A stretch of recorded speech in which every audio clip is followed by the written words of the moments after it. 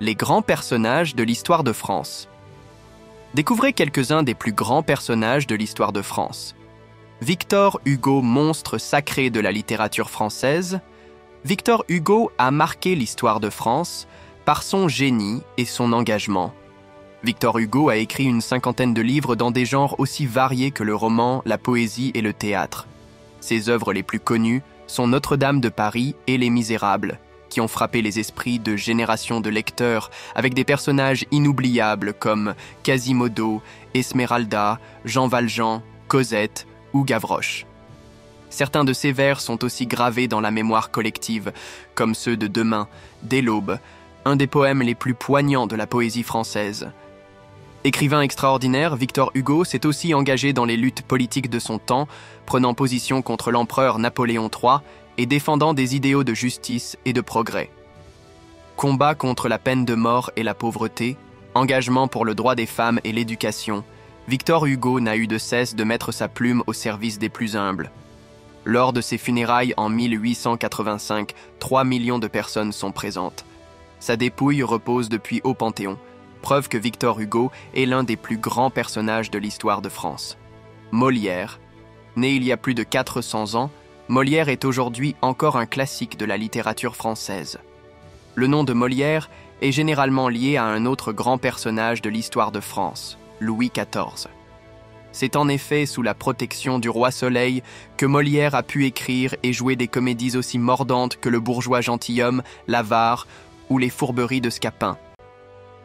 Capable de passer dans une même scène d'un sous-entendu grivois à un jeu de mots plus élaboré, d'un rire gras à un rire subtil, Molière était doué d'un génie comique probablement sans égal dans le théâtre français. En tournant en ridicule certains de ses contemporains, Molière se livre à une véritable critique de la société de son temps. Les faux dévots et les riches bourgeois, les médecins et les hommes de loi en prennent ainsi pour leur grade, pour le plus grand plaisir des spectateurs. Fin psychologue, Molière dévoile les qualités et les défauts de l'âme humaine à travers des personnages typiques tels que Dom Juan, Harpagon ou Tartuffe. Malgré une fin tragique, Molière entre par la grande porte dans l'histoire de France, la langue française étant désormais connue dans le monde entier comme la langue de Molière. Napoléon. Entre légende noire et légende dorée, le nom de Napoléon ne laisse personne indifférent. Quand on pense aux grands personnages de l'histoire de France, le nom de Napoléon est souvent le premier qui vient à l'esprit. À travers ses conquêtes et ses guerres, ses ambitions et ses réformes, Napoléon Bonaparte a sans conteste laissé une empreinte durable sur la France, l'Europe et le monde. En effet, on doit à Napoléon des phrases restées célèbres comme le proverbe « Impossible n'est pas français ». Surtout, son règne a vu s'étendre l'usage de la langue française et a profondément marqué certains grands écrivains français du XIXe siècle.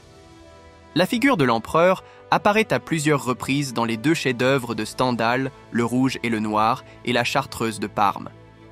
L'épopée napoléonienne a également inspiré Balzac, qui avait placé dans son cabinet de travail une statue de Napoléon sur laquelle il avait écrit « Ce qu'il a commencé par l'épée, je l'achèverai par la plume ». Jeanne d'Arc, cette jeune femme, héroïne de la guerre de 100 ans, est un véritable mythe national. Jeanne d'Arc, la pucelle d'Orléans, est un des grands personnages de l'histoire de France. Née en 1412 dans une famille de paysans, elle quitte sa Lorraine natale quelques années plus tard pour prendre les armes et aider le roi de France à vaincre les Anglais dans la guerre de 100 ans. Ce destin extraordinaire et tragique lui a donné une place privilégiée dans le récit national français, au même titre que Vercingétorix, Clovis ou Charlemagne. Figure mystérieuse, Jeanne d'Arc justifie son intervention dans la guerre de 100 ans par des voix et des apparitions qui l'invitent à bouter les Anglais hors de France pour que le roi Charles VII puisse récupérer son trône. Sa détermination, son courage, sa piété redonnent confiance aux troupes françaises et marquent un tournant dans la guerre de 100 ans, comme en témoigne la libération d'Orléans en 1429. Finalement capturée par les Anglais, Jeanne d'Arc est brûlée vive à Rouen le 30 mai 1431 à la suite d'un procès en hérésie.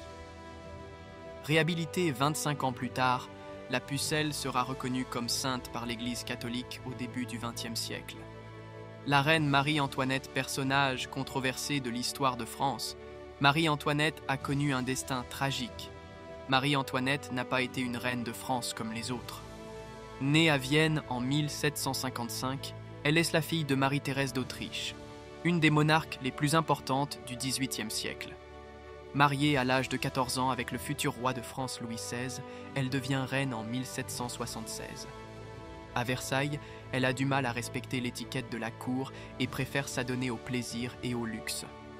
Reine de la mode, elle arbore des coiffures et des robes souvent jugées extravagantes. Critiquée pour son mode de vie et ses dépenses, Marie-Antoinette subit de plein fouet les événements politiques qui bouleversent la France à partir de 1789. Obligée de s'installer au château des Tuileries à Paris, la famille royale tente de fuir la France en 1791. Cette trahison entraînera l'exécution de Louis XVI le 21 janvier 1793. Enfermée à la prison du Temple puis à la Conciergerie, Marie-Antoinette passe les derniers jours de sa vie seule, privée de ses enfants. Elle est finalement guillotinée le 16 octobre 1793, à l'âge de 37 ans. Sur l'échafaud, en dépit de l'hostilité de la foule, elle conserve une attitude pleine de dignité